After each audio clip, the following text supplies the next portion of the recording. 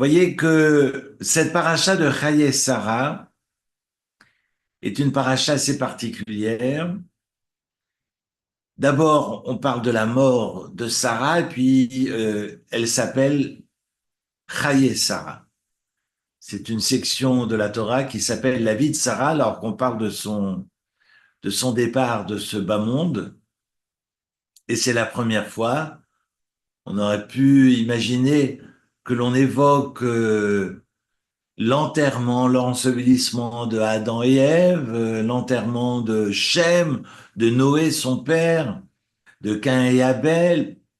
On ne parle uniquement dans tous les textes que de la mort et finalement de l'enterrement et de son espède, l'enterrement de Sarah, où le texte commencera par les mots, on est donc au chapitre 23, Vayiyu Chaye Sarah, et ce furent les jours de Sarah, de 100 ans, de 20 ans et de 7 ans.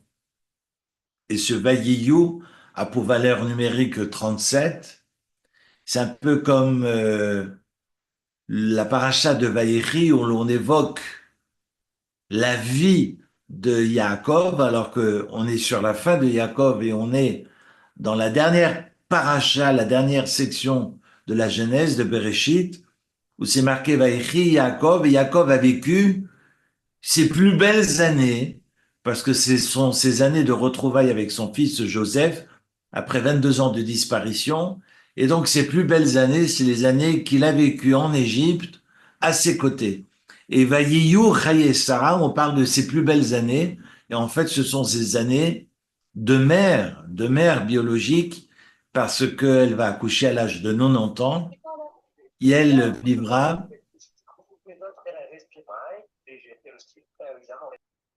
elle vivra donc ses 37 ans de la naissance jusqu'à la disparition de son fils Yitzhak à 127 ans. Son mari Abraham a 10 ans de plus, il a 137 ans à à la mort de son épouse. Et donc, Vayu Chaye Sarah Me'ashana B'Isrim Shana B'Sheva Shanim, c'est intéressant que l'on évoque les années à l'envers. On commence par les 100 ans, les 20 ans et les 7 ans, et en découpant à chaque fois par Shana et Shanim, pour nous dire qu'elle était aussi belle qu'à 20 ans et aussi candide à 20 ans qu'à 7 ans, et qu'elle était aussi douce et spirituelle, mais belle dans la spiritualité à 100 ans comme à 20 ans comme à 7 ans. Et c'est le texte que l'on verra mentionner les années dans l'autre sens pour Abraham. Il n'y a que pour Sarah où l'on évoque les années de la sorte. On est dans cette bataille entre Ephron et Abraham. Et l'année dernière, je pense avoir fait un cours sur Ephron. Ce qui est en tous les cas important à souligner, c'est que Ephron est prêt à donner cette terre gratuitement et Abraham va absolument la payer. Il va absolument pouvoir donner quelque chose pour qu'il y ait ce lien contractuel entre Abraham et la terre d'Israël. Cet attachement à la terre va conduire Abraham à monnayer ce lopin de terre, alors que Ephron est prêt à lui céder ce lopin de terre gratuitement. Et Abraham dira non, je veux donner quelque chose. Je vais donner 100 francs, 200 francs, 500 francs. Ephron dit, bon alors donne-moi 400 cycles d'argent. Ça correspond, j'imagine, à 10 millions d'aujourd'hui. C'est-à-dire entre 0 et 10 millions, il y a quand même un espace qui nous échappe. Et Ephron va pousser le bouchon très loin et lui dira, bon, alors si c'est comme ça, donne-moi le maximum. Et Abraham ne dit rien et sera prêt donc à lui conférer tout ce que Ephron a exigé. Curieusement, d'ailleurs, je ne ferai pas de politique ce soir, mais ce sont tous ces lopins de terre, finalement, tous ces espaces sur la terre d'Israël qui ont été payés au prix fort par nos ancêtres. Ce sera le cas de Shechem pour Jacob, qui ira habiter près de Shechem. Vaïchan Sham, c'est marqué dans le texte, dans Vaïshlach. Et c'est intéressant que finalement, ce sont ces lieux qui ont été payés au prix fort par nos ancêtres qui nous sont curieusement disputés aujourd'hui. Je dis ça, je dis rien. Je referme la parenthèse. Voilà que Abraham, et l'argent est un moyen, c'est le moyen qui permet finalement à donner la valeur. C'est pas ce qui acquiert, mais c'est finalement ce moyen qui va permettre de. Et c'est exactement la même procédure pour les mariages, parce que pour ceux qui connaissent un peu le Talmud, le traité de Kiddushin qui évoque les lois du mariage déduisent toutes les lois du mariage à partir de ces échanges entre Ephron, Achiti et Abraham. Kicha, on fait cette non pas juxtaposition, mais on avance le fait que les mots sont exactement les mêmes quant au mariage. On parle de kicha et également pour l'acquisition de la grotte de Marpella et on dira banco, finalement, ce sera exactement la même procédure dont on usera pour pouvoir procéder au mariage. Bref, je referme la parenthèse.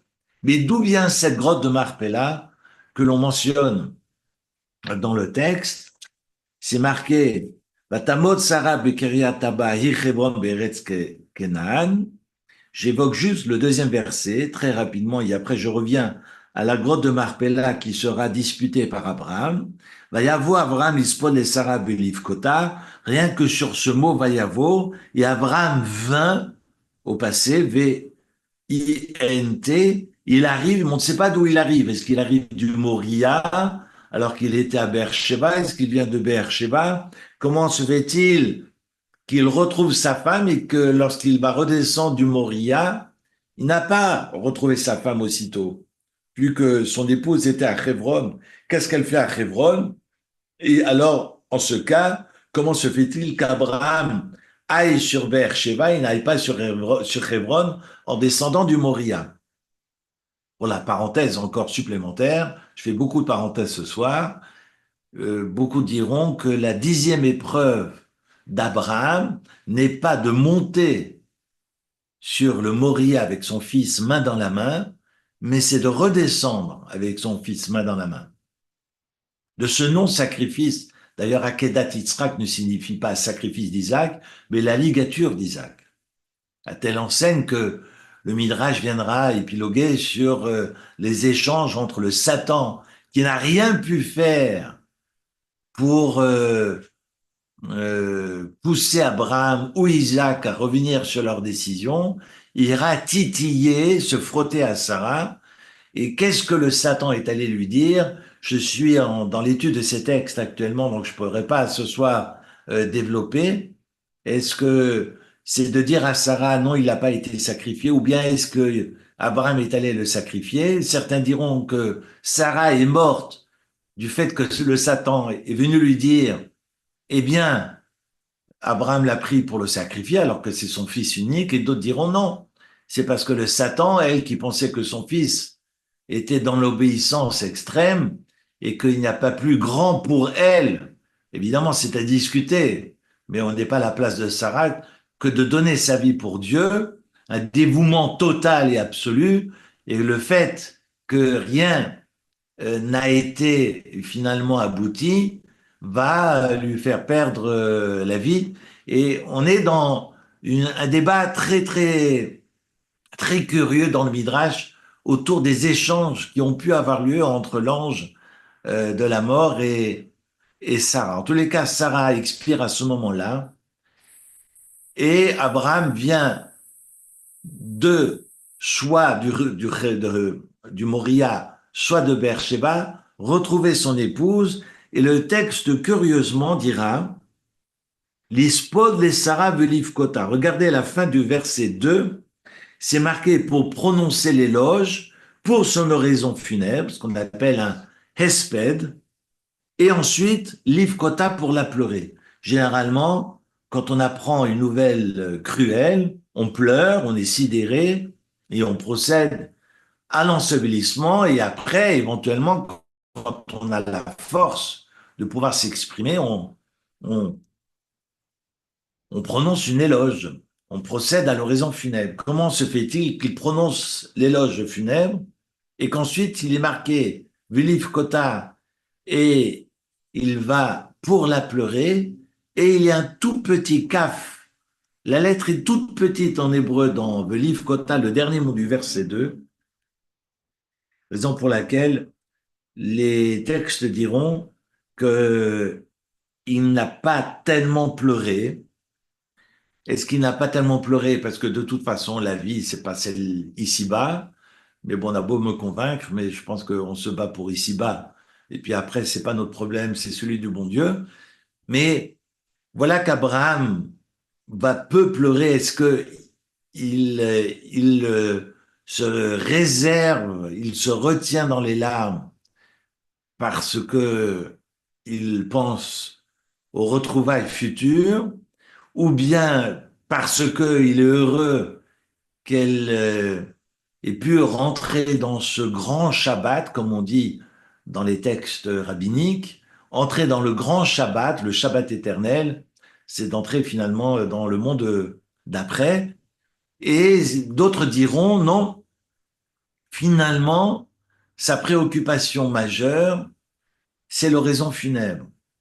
Et que l'oraison funèbre va permettre de construire l'avenir. Et on le voit, comme le dit le grand rabbin Sachs dans un de ses commentaires sur la paracha, que ceux qui se sont retournés vers le passé, mais qui sont restés uniquement focus sur le passé, eh bien, on finit en statue de sel. On le voit pour Noé, qui est complètement abattu face à la disparition de ses contemporains et qui, pour le grand rabbin Sachs, se perd dans l'ivresse et va planter une vigne et va boire au sortir de l'arche. Et on voit cette femme, la femme de Lot, qui se retourne, se transforme en statue de sel. De là, Rav Sachs, de mémoire bénie, dira, ceux qui sont passéistes ou ceux qui s'engluent dans le passé, finalement, s'empêchent d'avancer, de construire l'avenir. C'est la raison pour laquelle les lois du deuil sont très strictes et très cadrées, cadrantes, structurées, structurantes dans le judaïsme, pour justement que nous ne tombions pas dans le mortifère. Parce qu'on peut être dans la tristesse, évidemment, il faut accueillir ses émotions, mais il ne faut pas que la tristesse se transforme en mélancolie. Sinon, on vit plus, on n'est plus, je ne vis plus la vie, mais je vis la mort avant la mort. Donc, c'est évidemment, c'est une lecture que j'aime beaucoup, que je voulais partager, raison pour laquelle le texte dira, selon le grand rabbin Sachs, Lord de Sachs, grand rabbin, ex-grand rabbin de Grande-Bretagne, c'est marqué l'ispod le Sarah, de prononcer l'éloge, Velif Kota et ensuite de la pleurer. On verra d'ailleurs à la mort de Aaron, rappelez-vous à la fin des Nombres, que le peuple a pleuré pendant 30 jours la disparition de Aaron, le grand prêtre, frère de Moïse, et qu'ensuite le peuple a été condamné à retourner vers la mer des joncs. Derech Yamsouf, nous dit le texte. Pourquoi? Parce qu'ils n'ont pas fait d'oraison funèbre. Alors les textes diront, oui, mais le peuple a pleuré, tout le peuple a pleuré. Oui, mais c'est pas ça l'oraison funèbre. L'oraison funèbre, d'ailleurs, ne sert pas à porter au nu le disparu. Il ne s'agit pas de permettre aux disparus de rejoindre le trône céleste. Le bon Dieu n'a pas besoin de nous pour emmener et accompagner le défunt. Donc l'oraison funèbre sert à quoi? Quand la personne a été généreuse et que je pleure devant son cercueil, qu'elle a été généreuse, c'est pas pour lui permettre d'accéder au monde futur, mais c'est pour dire aux personnes présentes, il a été généreux ou elle a été généreuse, qui va faire le boulot aujourd'hui? L'oraison funèbre sert à ça, ne sert pas à jouer les violons dans nos temples et dans nos synagogues.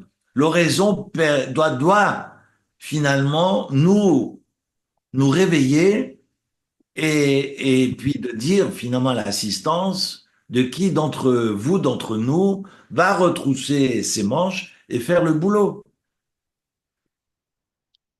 Et Aaron, qui était Rodef Shalom, qui pourchassait la paix, qui faisait le shalom autour de lui, a disparu. Finalement, qui va être Rodef Shalom à sa place? Raison pour laquelle le texte de la Torah ne dit pas que le bon Dieu s'est fâché, mais que tout de suite après la disparition de Aaron, il y a Amalek qui est déguisé en cananéen, il y a Amalek qui surgit et qui va attaquer le peuple. Et chaque fois qu'Amalek arrive, c'est qu'il y a un problème. Non pas un épiphénomène problématique, mais que le problème est intérieur au sein du Ham Israël. Il est intérieur à nous. Alors je reprends mon texte. Voilà que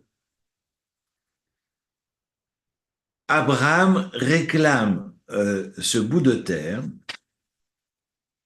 la Khuzat Kaver, pour posséder un caveau qui est, comme c'est mentionné dans le verset 9, est Me'arat Marpella, le caveau de Marpella. Alors pourquoi c'est appelé Marpella? Marpella, ça fait écho à ce mot kafoul, parce que Marpella vient du mot de ce vocable kafoul qui veut dire double. Est-ce que c'est les doublements, à savoir Adam et Ève, qui ont été enterrés dans la grotte de Marpella? On a Abraham et Sarah, on aura après Isaac et Rebecca, et Jacob et Léa. Sa deuxième épouse, Rachel, est morte malheureusement sur le chemin. Et donc, on peut penser à ce Marpella, ou bien Marpella par rapport au lien qu'il y a avec ce qui nous dépasse. Il y a plusieurs interprétations par rapport à cette grotte, mais comment se fait-il qu'Abraham ait découvert ce lieu? Et c'est intéressant, le Midrash viendra nous raconter que dans la paracha de la semaine dernière, dans Vayera, lorsque les trois anges arrivent, alors qu'on est au troisième jour de la circoncision et qu'Abraham souffre le martyre ce jour-là, mais refuse de n'accueillir personne à sa table parce que il incarne cette générosité et il ne comprend pas que Dieu ait fait augmenter finalement le soleil et que personne ne puisse sortir et ne puisse finalement venir à sa table. C'est un moulin. Il a toujours 50 personnes à table. Il incarne l'hospitalité sur deux pieds. Et Abraham ne comprend pas qu'il ne puisse inviter personne ce jour-là. Et alors le bon Dieu décide de lui envoyer trois anges qui sont déguisés en arabe de la région. Et Abraham se lève alors qu'il est, j'allais dire, en sang. La plaie continue à couler, nous dit le Midrash. Il va les accueillir et il va leur préparer trois langues à la moutarde. C'est pas moi qui l'écris, mais c'est le Rashi qui reprend le Midrash. Et trois langues à la moutarde, d'ailleurs, c'est un petit clin d'œil pour les Ashkenazes, parce qu'on sait que les Ashkenazes, si c'est Pâques, si c'est la fête de Pessah, ne mangent pas de moutarde, ne mangent pas de kitniot, et les plantes de tournesol font partie de ces kitniot. Donc c'est intéressant d'imaginer, bon, c'est un débat qui n'est pas un débat, mais voilà que Abraham n'est sans doute pas ashkenaz parce qu'il prépare de la viande avec de la moutarde, alors qu'on sait qu'à Pessah, on ne mange pas de moutarde étant ashkenaz. Bref, je reviens plus sérieusement au texte. Voilà que il va préparer trois langues à la moutarde et que Ve'el Abakar Ratz Abraham, nous dit le texte au début de Vaïra la semaine dernière, il va courir après l'une des bêtes qui s'échappe. Alors imaginez Abraham qui est en sang et qui continue à courir après. Euh, il a 99 ans et puis il va rattraper cet animal dans la grotte de Marpella. Alors la question, évidemment, s'il est installé à Beersheba et qu'il court à Hebron, et qui dit juste à ses invités 2 minutes, patientez quelques instants, je vais aller moissonner mon blé pour faire mon pain. Enfin, j'exagère, mais imaginez le temps que ça prend. Alors, surtout s'il se met à courir après un animal et qu'il traverse tout Israël pour rejoindre Kiryat Arba, c'est dire, enfin, c'est pas la porte à côté. Moi, enfin, je vais pas épiloguer là-dessus. Donc, ce sont effectivement des débats rabbiniques. Finalement, il est installé où? Est-ce qu'il a Mamré? Est-ce qu'il a Beersheba? Où est-ce qu'il a son échelle? Échelle, c'est l'arbre, qui est d'ailleurs l'acronyme de Achila, Shetia et Lévia, qui est donc l'abréviation de le fait de donner à manger, le fait de donner à boire et surtout le fait de d'accompagner ou de raccompagner. Quand on est dans l'hospitalité, il suffit pas seulement de donner le gîte et le couvert, mais il faut aussi raccompagner. C'est échelle qui signifie l'arbre, mais qui est Aleph, Shin, Lamed, rappelle évidemment ces trois propriétés. On a Abraham qui court après l'animal et qui va se retrouver attiré par une lumière dans cette grotte et qui va sentir une odeur qu'il ne connaît pas. Et le Midrash dira, ben, c'est l'odeur du jardin d'Éden. Et cette lumière, en fait, est la lumière du pied de Adam, Adam Arishon. Adam et Ève sont enterrés dans la grotte de Marpella. Et quand il a compris où il se trouvait, il dira, je veux être enterré ici. Il ne savait pas que son épouse, sa femme, partirait avant lui. Et donc, il va absolument être enterré en ce lieu. Ça, c'est la grotte de Marpella. Il va se préoccuper de d'ensevelir Sarah ici, et le texte dira ensuite, Avram Zaken, c'est la remarque qui m'a été faite ce Shabbat, mais est-ce qu'à 137 ans, est-ce qu'on n'est pas un peu âgé? Non, pas du tout. La remarque m'a été faite ce Shabbat, quand on est à deux, on est fort, quel que soit l'âge qu'on a. On est jeune et on le reste toute sa vie. Et curieusement, regardez le début du chapitre 24, qui va être le plus long chapitre de toute la Genèse. Il y a deux immenses chapitres dans toute la Torah. Il y a un chapitre qui fait 84 versets dans les nombres, et puis il y a ce chapitre 24 qui fait 67 versets. Et de toute la Genèse, de tout Bereshit, c'est le chapitre le plus long. Vous allez comprendre pourquoi. En tous les cas, Abraham est, excusez-moi l'expression, est vieux. C'est marqué Abraham Zaken, Baba Yamim, et qui avance dans l'âge. Pourquoi? Il a 137 ans, il est vieux, et à 136 ans, il n'était pas vieux.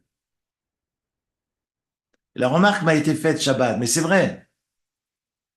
Comme dit, je ne l'ai pas ici, non, je ne l'ai pas ici. Je crois que c'est un commentaire du Torah Mima ou du Kliyaka qui dit effectivement, reprend d'ailleurs un texte du Talmud, que lorsqu'on est seul, effectivement, on est âgé. Et qu'on se rend compte de notre âge quand on se retrouve seul, veuf ou veuve. Et c'est pas pour plombir l'ambiance que je vous dis ça, mais c'est intéressant que le texte évoque sa vieillesse au moment où il perd sa force de vie, qui est Sarah. Abraham Zaken Baba Yamim, Vadoshem Berach et Abraham Bakol, et l'Éternel bénit Abraham dans tout. Certains diront sa fille s'appelle Bakol. Je ne vais pas maintenant expliquer ce midrash, mais en tous les cas, le texte, au sens littéral, dira que l'Éternel le bénit dans tout. Et à ce moment-là, vu qu'il avance dans l'âge et que son fils n'est plus très jeune, enfin si, il est jeune, il a 40 ans, excusez-moi, mais pour lui, il se sent partir, il se dit, et je vous rassure, Abraham ne décédera qu'à l'âge de 175. Même lorsqu'on évoque son enterrement à la fin de notre paracha de Chayei Sarah, il n'y a pas d'ordre, j'allais dire, prépondérant dans le texte de la Torah. La Torah n'est pas un livre d'histoire, donc on ne va pas tenir compte de la chronologie. Et au moment où on termine cette paracha de Chayei Sarah, on évoque la mort d'Abraham, qui est accompagné par Yitzhak et Ishmaël, alors que c'est Ishmaël qui est le premier-né, mais c'est marqué qui est raccompagné et enseveli par Yitzhak et Ishmaël. Ishmaël leur a donné priorité à son frère Yitzhak. Il aurait fait Teshuvah d'après le Midrash. Et on en termine là. Mais ce qu'on ne sait pas, c'est que finalement, Abraham a vécu encore après. Donc, ce qu'on évoque autour de son ensevelissement n'est pas et apporté dans la paracha de Chaïsara, alors qu'en fait, Abraham décédera plus tard. La même chose par rapport à Yitzhak, parce que toute la disparition de Joseph, Yitzhak savait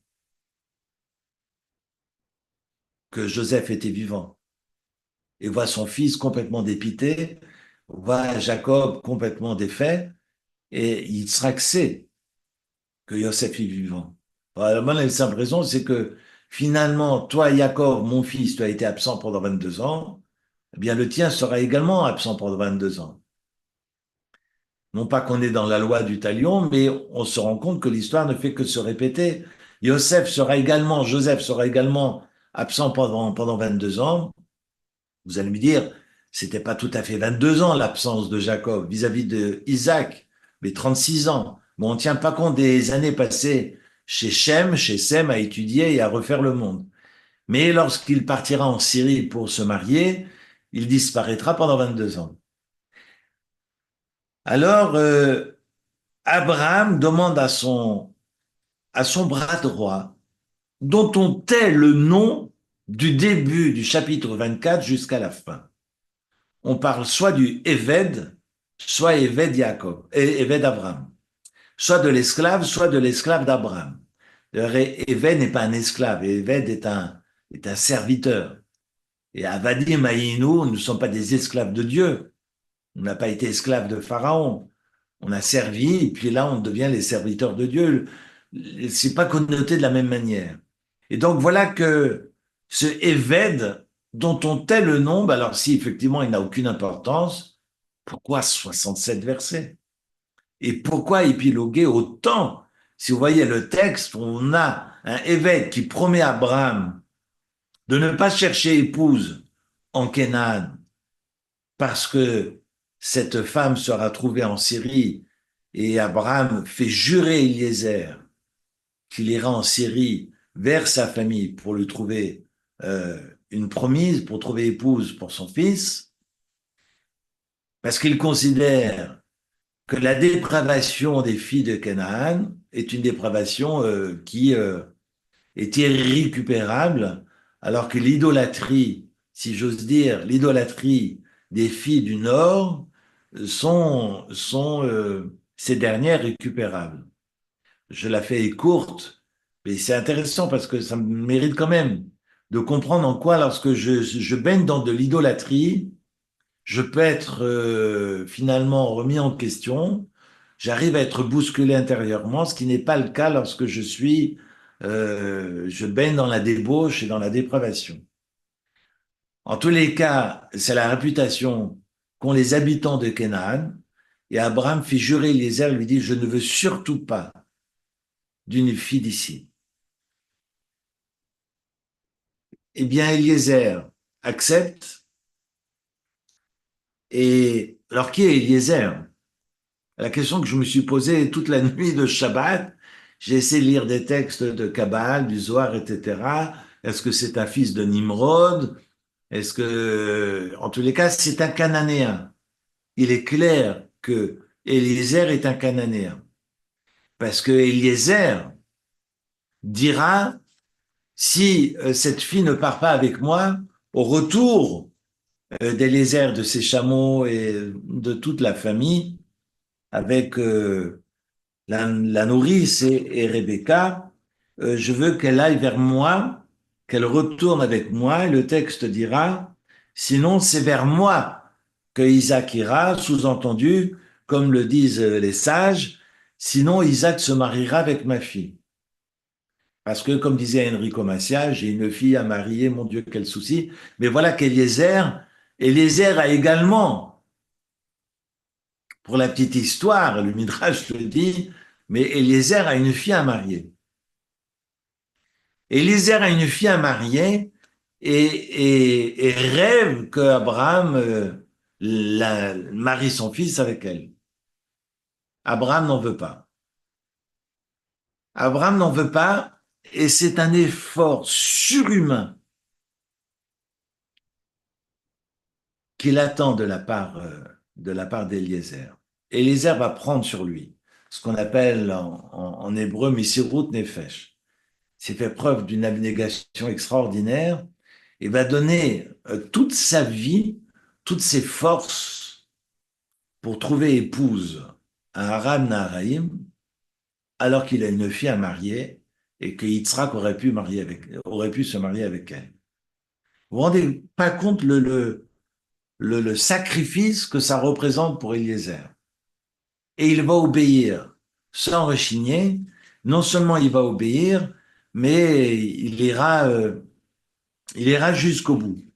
Quand il quitte Abraham, il y a juste ce moment. Alors, est-ce que c'est de l'indécision ou pas?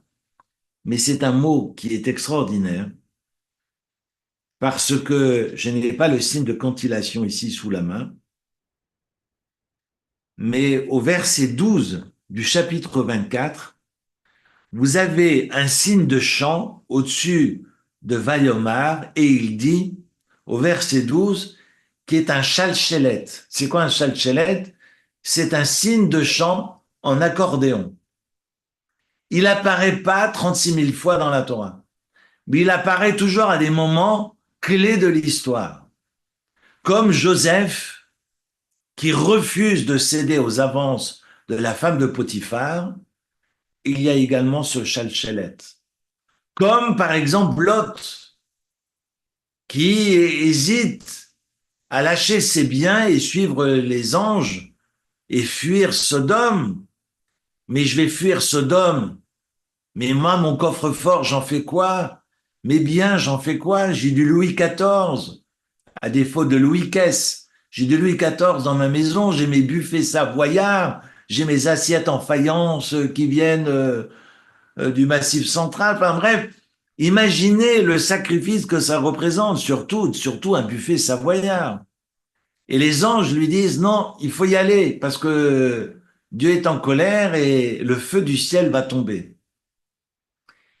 Et voilà que Lot hésite. Et allez voir le texte là-bas, comme allez voir le texte avec Yosef, qui va lâcher sa veste et s'enfuir. Mais il ne court pas dehors.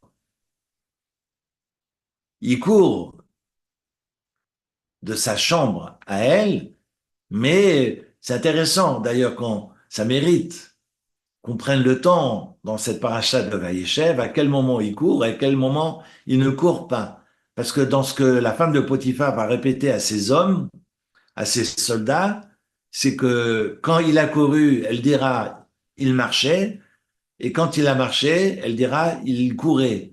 Ce sont des petits détails, mais ça mérite d'y passer des heures. C'est une étude comparative du texte qui est passionnante. Mais voilà en tous les cas ce Vayomar où on a un Eliezer qui ne sait pas à quel saint se vouer et qui dira que Dieu fasse, Dieu de mon maître Abraham, Akrena les fanaï, fais-moi rencontrer, je t'en prie, na, veut dire je t'en prie de grâce, Hayom aujourd'hui, va c'est chesed, il m'a donné Abraham, et montre le chesed avec mon maître Abraham, parce qu'Abraham incarne, selon la Kabbale, le chesed. Parce qu'Abraham, évidemment, pétri de chesed, mais il incarne cette valeur, cette dimension, comme le souligne la Kabbale. Donc, Vaasé chesed, il dit à Dieu, fasse ce chesed avec mon maître Abraham, pas avec moi, avec mon maître. Et voici, nous dit le verset 13, je me tiens près de la fontaine d'eau. Est-ce qu'il a marché? Il a marché des semaines ou il est arrivé le soir même? C'est un débat qu'on a eu ce Shabbat qui nous a tous fait bien réfléchir. Est-ce que la terre s'est rétrécie à ce moment-là pour qu'il advienne à ce lieu le jour même. Et c'est valable à l'aller comme au retour. Parce qu'au retour, Eliezer dira aussi, il faut que je me dépêche de rentrer parce que Dieu est avec moi. Et sous-entendu, le Midrash dira, il y a un ange dehors qui m'attend. Mais si je passe ma nuit ici, l'ange disparaît. Donc si je veux qu'il y ait, comme on dit, euh, un chemin qui rétrécisse sous mes pieds, eh bien, je ne dois pas attendre. Et je ne dois même pas me reposer sur le chemin. Il ne faut absolument pas que Rebecca passe la nuit dans le désert, livrée à elle-même, ou surtout livrée à ces hommes qui m'accompagnent et qui tirent ses chameaux. Donc, est-ce qu'il y a ce chemin, comme on le souligne dans le Talmud, est-ce que ce chemin va rétrécir ou pas? Et c'est intéressant, c'est que je ne vais pas maintenant prendre ces textes du Midrash et de la Kabbale, parce que ça fait effectivement réfléchir, comme la question de l'âge de Rebecca. Je vais me tenir au texte. Et donc, le texte dira, fais du chesed avec mon maître, là je me tiens près de la fontaine d'eau, Ubnot Anshe Haïr, et les filles des gens de la ville, Yotzot Lishov Maïm, sortent pour puiser de l'eau.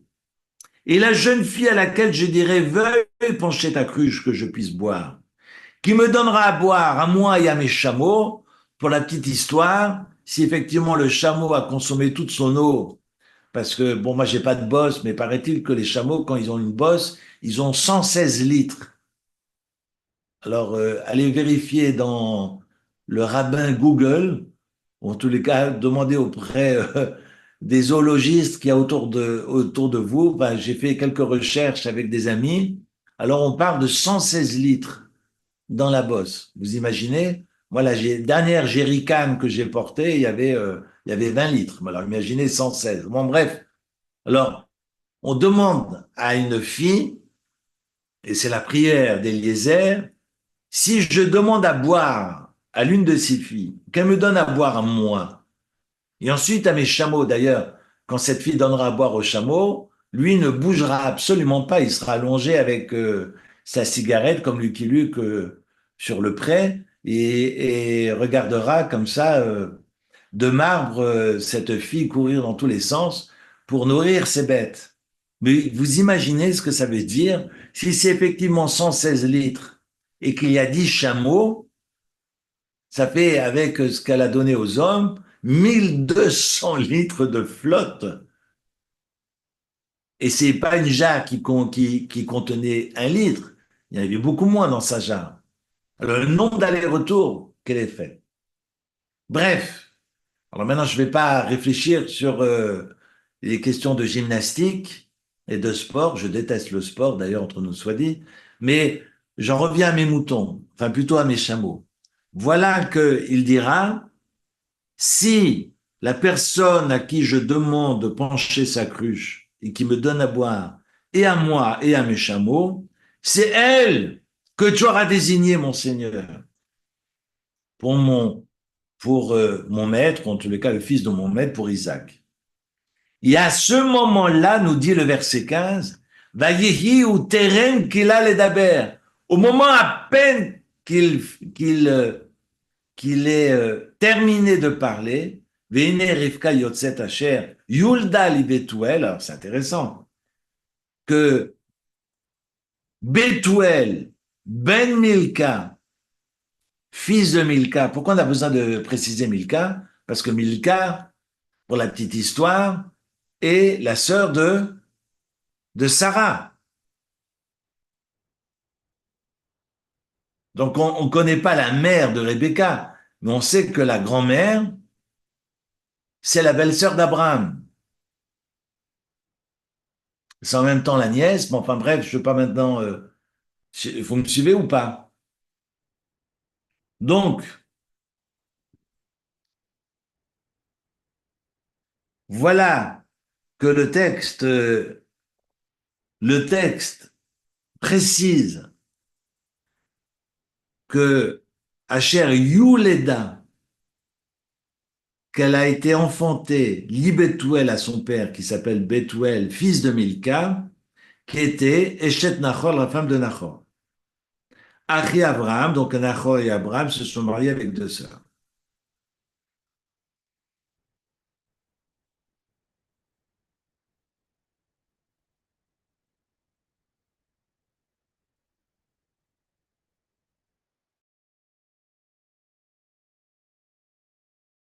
Ce qui est extraordinaire, je pensais à autre chose. Ce qui est extraordinaire, c'est qu'à ce moment-là, il avait à peine terminé de parler que Rebecca apparaît. Donc on a déjà deux fois l'histoire. Et l'histoire va se répéter exactement de la même manière. Il l'a rêvé, il l'a formulé, il l'a exprimé, et Dieu va acquiescer. Donc Dieu va faire en sorte qu'elle apparaisse à ce moment-là de la même manière. Ce qui est incroyable, c'est que lorsque il ira auprès de Laval, bis repetitas. Donc il va dire, non, non, non, attendez, attendez, je ne veux pas passer à table, je vais vous raconter ce qui m'est arrivé. Et il va raconter exactement la même histoire. Et ça va être raconté non pas deux fois, non pas trois fois, mais quatre fois. 67 versets. On peut se poser la question, pourquoi autant de répétitions pour l'histoire d'un homme dont on tait le nom dans tout le chapitre?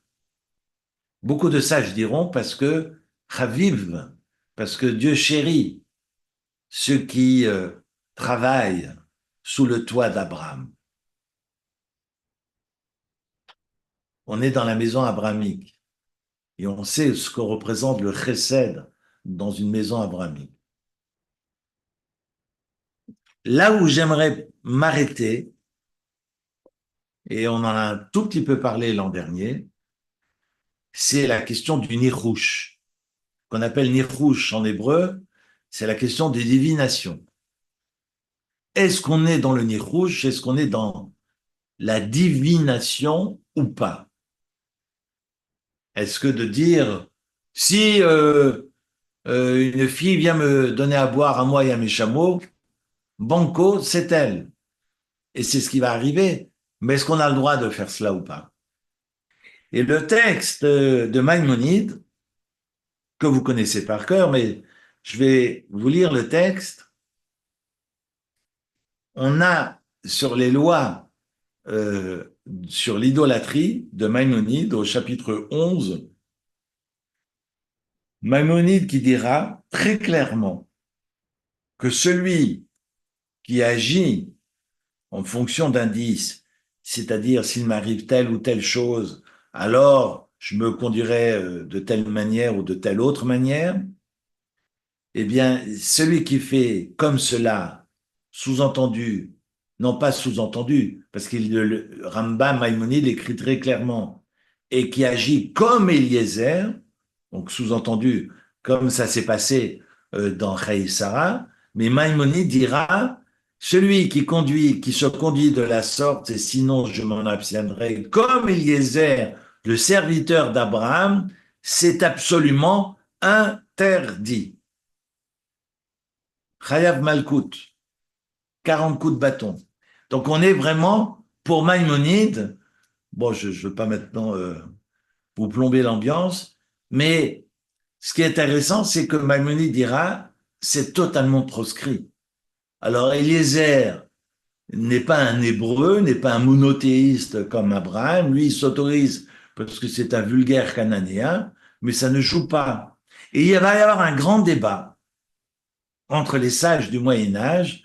Alors on sait que Maïmonide est mort en 1204, mais que plus tard, 3 siècles plus tard, Rabbi Yosef Karo, alors il titre pas son commentaire sur Maïmonide Rabbi Yosef Karo. On sait que Rabbi Yosef Karo est l'auteur du Shulchan Aruch, qui est vraiment le plus grand codificateur de la loi, et il a un commentaire sur Maïmonide qui s'appelle le Kesef Mishneh. Et dans son commentaire du Kesef Mishneh, il rapporte un mot de Rabbi Nissim de Gérone et qui dit que la divination existe lorsqu'on fait dépendre sa conduite d'éléments qui ne sont absolument pas logiques. Et donc, effectivement, ce qui est proscrit, c'est de dépendre finalement sa vie d'éléments absolument illogiques. En revanche, lorsqu'il y a une profonde logique, et cette profonde logique animait Eliezer, d'après Rabbi Yosef Karo, parce qu'il recherchait une femme qui avait bon cœur, et on va comprendre pourquoi, évidemment que c'est possible. C'est vrai que quand on découvre ce chapitre, on se dit, mais c'est quoi cette histoire? Surtout que j'évoquais cette hésitation au Vayomar avec cette échelle, ce signe de cantillation quand même assez curieux parce qu'il apparaît quelques fois, je crois même maximum 4 ou 5 fois dans toute la Torah. Je n'ai pas vérifié, je crois qu'il apparaît 4 fois en tout et pour tout, mais qu'on a ce signe qui se chante bizarrement autour de l'évocation, autour du mot d'Eliezer, c'est dire que finalement, il est peut-être pas dans les clous. Et c'est la raison pour laquelle Maïmonide dira c'est totalement interdit. Et il est disputé par d'autres grands commentateurs, comme Rabbi Yosef Karo, qui dira pas du tout, ce qu'a fait Eliezer est tout à fait logique. Et c'est d'ailleurs très, très, très, très drôle de lire comme ce passage que j'ai partagé Shabbat avec certains d'entre vous. Euh, c'est comme si je sors avant de sortir dehors et je vois qu'il pleut et je viens dire, bah, si je vais sortir dehors alors qu'il pleut, il y a de fortes chances que je sois mouillé. On n'est pas dans la divination, on est dans la logique pure. C'est-à-dire que c'est sûr que si ça tombe et que je n'ai pas de parapluie, il y a peu de chances que je reste sec. Enfin bref, en tant que Rabbi Yosef Karo va pousser un peu le bouchon, parce qu'il est plutôt dans la boutade, et je peux l'entendre ainsi, et donc dira que Eliezer est dans une logique du début jusqu'à la fin de l'histoire. Quelle logique! Et j'aimerais terminer là-dessus. Ce sont ces valeurs, j'ai envie de dire ces dimensions existentielles dans lesquelles s'identifient nos ancêtres. On a un Abraham qui incarne le chesed. Ça veut dire quoi incarner la générosité? Ça veut dire qu'il ne peut concevoir la vie qu'à travers la relation aux autres. L'autre n'est pas un épiphénomène, il est constitutif. Je ne peux me réaliser qu'à travers le lien aux autres. C'est pas possible autrement. C'est ce qu'on appelle Gomel Chesed. La recherche du lien à l'autre, mais pas seulement la recherche active du bien d'autrui sans attente de retour. Il y a l'importance du lien que je tricote, comme on dit aujourd'hui dans le monde social, mais non seulement il y a ce lien, mais ce lien pour moi me nourrit au quotidien et j'ai besoin de ce lien pour me réaliser. Et d'autres qui diront, et c'est une vision complémentaire, que je n'ai pas besoin de l'autre pour exister et que mon rapport au divin est un rapport finalement vertical. J'ai envie de dire un rapport d'immédiateté. Vous allez me dire, ce sont des raccourcis. Alors, j'essaye d'être le plus clair possible. Quand on attribue la dimension du din à Yitzhak et la dimension du chesed à Abraham, c'est pas des 20 mots qu'avance la Kabbale. C'est-à-dire que le chesed qui représente Abraham, eh bien, c'est son émet à lui. C'est un, c'est que il chemine dans le chesed, mais jusqu'au bout. Il est pleinement chesed. Et il ne peut se concevoir autrement. Son fils Yitzhak, c'est l'inverse. Non pas que le monde alentour est vain. Il en a besoin pour exister, il en a besoin pour, voilà, pour subsister. Mais ce qui est constitutif, c'est effectivement ce rapport au divin. C'est un rapport qui est non pas horizontal, mais vertical. Ce qu'on appelle le din, c'est-à-dire la rigueur. C'est un rigoriste. Et on a ces deux dimensions chez Abraham et Sarah. Sarah qui se cache dans la tente. Vous allez me dire, oui, c'est une question de pudeur. Non, on n'a rien compris. Quelle pudeur? Il l'embrassait avec sa femme, les foules. C'est eux qui, ce sont les premiers prosélytes de l'histoire. C'est pour ça que l'histoire juive commence avec Abraham, pas avec Noé, pas avec Shem. Ils vont évidemment étudier chez Shem, Sem qui a vécu 600 ans et qui est le fils de Noé. Et son arrière-petit-fils Héber. Shem et Héber va mourir à l'âge de 464 ans. Donc on sait que Shem et Héber sont les maîtres à penser d'Abraham, Isaac et Jacob. Alors pourquoi l'histoire juive n'a pas commencé avec Sem, ce sémite qui va rencontrer beaucoup d'antisémites? Mais pourquoi l'histoire ne commence pas avec Shem? L'histoire commence avec Abraham, Hamon Goyim, parce que c'est l'homme qui va embrasser les nations, qui sera le père des religions monothéistes et qui va emmener les foules vers le Dieu un. Et c'est pas possible autrement qu'à partir d'Abraham.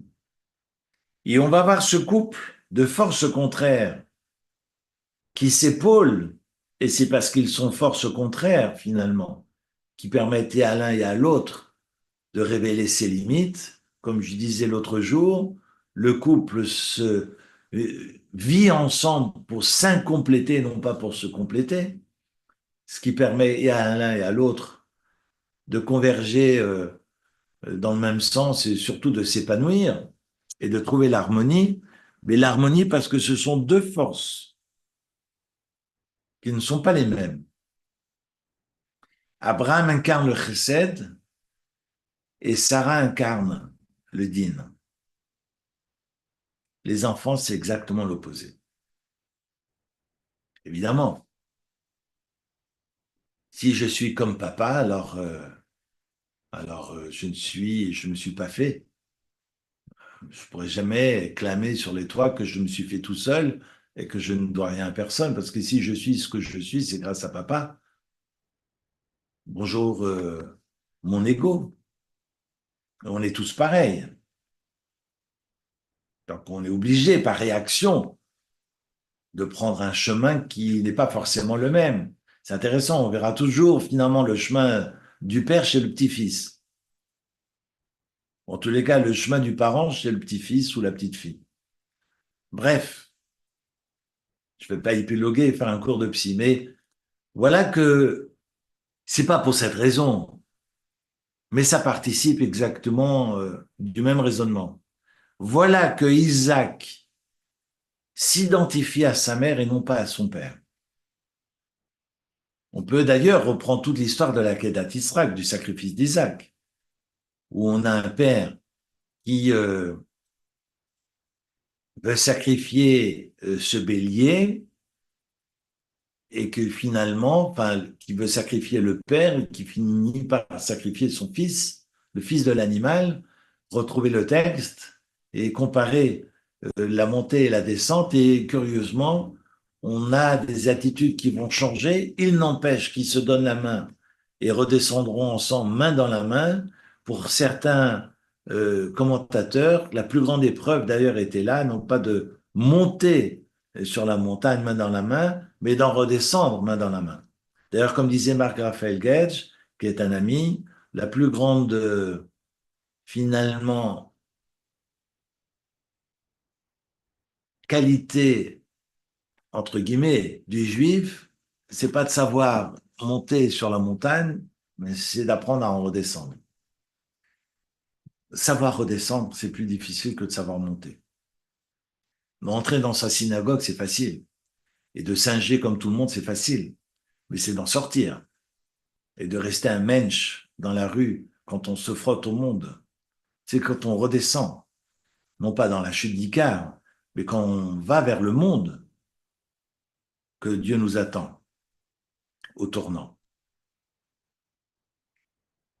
Voilà que Isaac s'identifie à sa mère. Et Eliezer l'a compris. Raison pour laquelle il veut trouver une épouse qui soit le pendant de Isaac. Ezer Kenegdo. Si ça doit être une Ezer, si ça doit être une aide, Kenegdo. Ça doit être d'une force contraire. Et si Isaac représente le din, eh bien, sa compagne doit représenter le chesed. Alors vous allez me dire, il est où le chesed d'aller nourrir, donner à boire aux animaux? Mais c'est extraordinaire. Parce que vous allez me dire, donner à boire aux animaux. J'ai donné à boire aux chiens, j'ai donné à boire à 10 chameaux.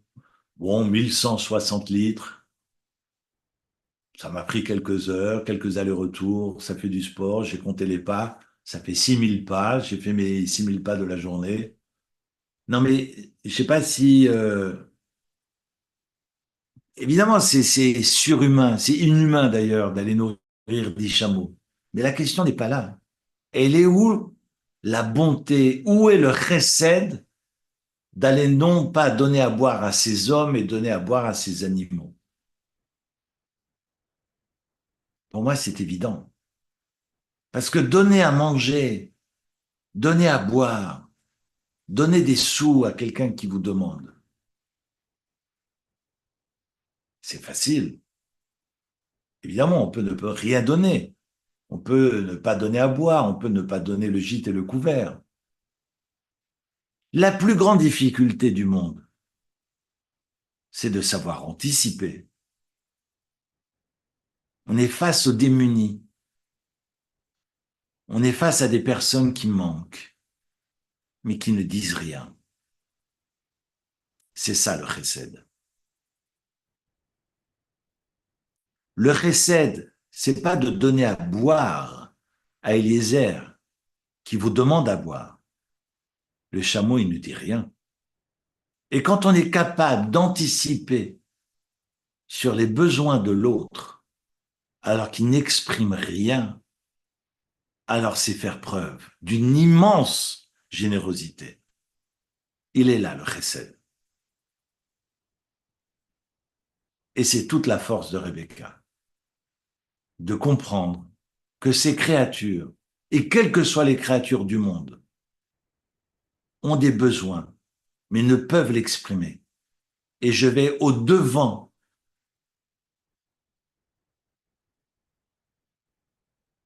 Et ça, c'est toute la dimension du chesed. Sur ce, je vous souhaite une très belle soirée.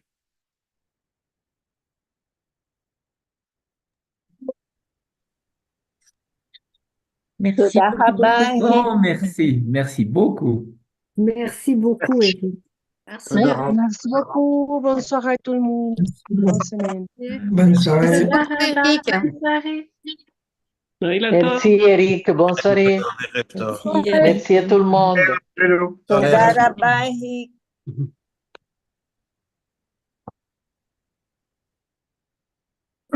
Merci à vous.